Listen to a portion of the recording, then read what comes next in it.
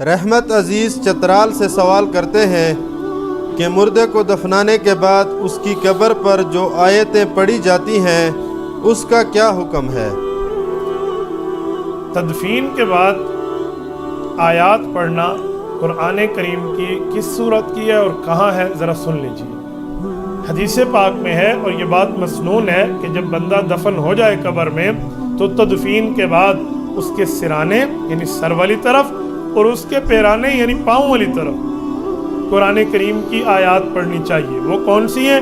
حضرت عبداللہ بن عمر رضی اللہ تعالیٰ عنہ کی روایت بہقی کے اندر موجود ہے کہ حضور پاک صلی اللہ علیہ وسلم کی ترتیب یہ تھی کہ سورۃ البقرہ کی ابتدائی آیات الف لام میم سے لے کر ہم المفلحون تک اور یہ سر کی طرف پڑھتے تھے، اور سورۃ بقرہ کی آخری آیات آمن الرسول سے لے کر آخر تک فانصرنا علی القوم الکافرین تک یہ ان کے پاؤں کی طرف پڑھتے تھے۔ تو اس حد تک تو مسنون ہے یہ احادیث پاک میں۔ اور اگر اللہ کسی توفیق عطا فرما دے، اس کی اولاد ہو، بھائی ہو، دوست ہو، چاہنے والا ہو، جاننے والا ہو، پہچاننے والا ہو، تعلق والا ہو، وہ مکمل سورۃ بقرہ بھی پڑھ سکتا ہے اور بہت ساری ٹائم تک، بہت سارے وقت تک بیٹھ کر وقت نکال کے وہ اس کے اوپر تلاوت کرتا رہے، بیٹھا رہے، زبانی پڑھتا رہے، بہت اچھی بات ہے۔ صحیح مسلم میں حدیث پاک موجود ہے، سیدنا عامر بن عاص رضی اللہ عنہ بہت زبردست صحابی ہیں، اعقل العرب، اذہن العرب، ان کا لقب ہے کہ عرب کے 4 ذہینوں میں ایک مشہور ذہین ہے حضرت عمرو بن عاص رضی اللہ تعالیٰ عنہ۔ یہ وہ صحابی ہیں جن کے لیے میں ایک بات چلو کرتا ہوں۔ جب یہ ایمان لا رہے تھے نا حضرت خالد بن ولید کے ساتھ، حضرت خالد بن ولید رضی اللہ عنہ اللہ کے رسول صلی اللہ علیہ وسلم کی بیعت کر لی، ایمان لا لیا۔ جب ان کی باری آئی نا تو اللہ کے رسول نے ہاتھ بڑھائے تو ان نے اپنے ہاتھوں کو پیچھے کر لیا۔ اللہ کے رسول نے پوچھا ما لک یا عمر، کیا ہوا؟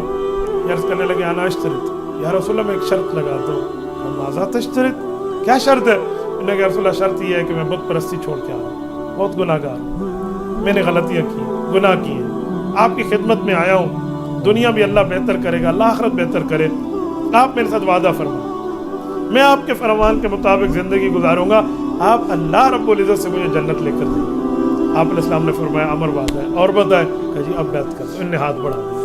یہ عمر بن عاص رضی اللہ عنہ جب یہ فوت ہو رہے تھے نا تو اپنے بچوں کو اٹھا، خصوصاً حضرت عبداللہ بن عامر بن عاص رضی اللہ عنہ کے جو بیٹے ہیں کہ میری اولاد ہو تم، میرے بیٹے ہو، میری قبر کے قریب بیٹھے رہنا، اوپر مٹی ڈالو گے، پانی ڈالو گے، فشن علیہ التراب، پوری ترتیب ہو جائے گی، پانی اور یہ سارا چھڑکاؤ ہو جائے گا۔ اس کے بعد قرآن کریم پڑھتے رہنا حتیٰ ینحضر الجذور، یہاں تک کہ اتنا وقت گزرے کہ اونٹ پکڑا جائے، باندھا جائے، ذبح کیا جائے، ذبح کے بعد بوٹیاں بنے، بوٹیاں بن کے اس کو تقسیم کر دیا۔ یہ کچھ رہ کے چاہتے ہیں اونٹ کو ہیج کے وڈیج بنی، اتنا ٹائم لگا۔ اس کے بعد تم جا کر اٹھنا اور تلاوت ختم کرنا۔ کیوں؟ حتی استأنس بکم، تمہاری اس تلاوت سے مجھے قبر میں انس ہو اور میں انس پکڑوں گا تمہاری اس تلاوت۔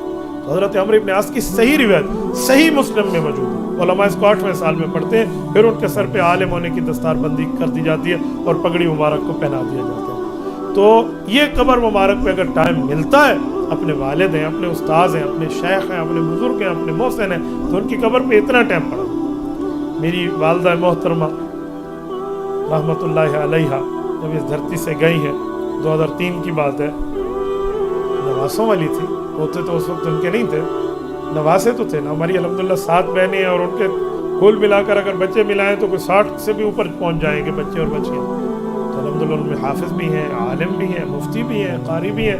تو میں نے اپنے سب بھائیوں کو کہا ذرا بیٹھو نا نانی کو، سارے بیٹھ گئے، کلام اللہ پڑھا اور پوری سورۃ بقرہ پڑھی اور سارے معاملات پڑھے۔ جب میرے والد محترم رحمہ اللہ کا انتقال ہوا، 2007 کی بات ہے، تو الحمدللہ ہم سب بیٹھے، ہمارے بہنوئی بیٹھے، ہمارے بھانجے بیٹھے، ہمارے سارے رشتہ دار، ہم سب نے بیٹھ کے پڑھا الحمدللہ۔ ابھی حال ہی میں کچھ دنوں پہلے میری ہمشیرہ محترمہ کا انتقال ہوا ہے، اللہ ان سب کی قبروں پر کروڑوں اور رحمتیں نازل فرمائے، اللہ ان کی مغفرت فرمائے۔ کہ بچہ حافظ قرآن ہے، بھانجا میرا، میں نے کہا بیٹا بیٹھو، ان کے ساتھ جتنے دوست تھے میرے شاگرد تھے میں نے انہیں بٹھایا، میں نے کہا پڑھو۔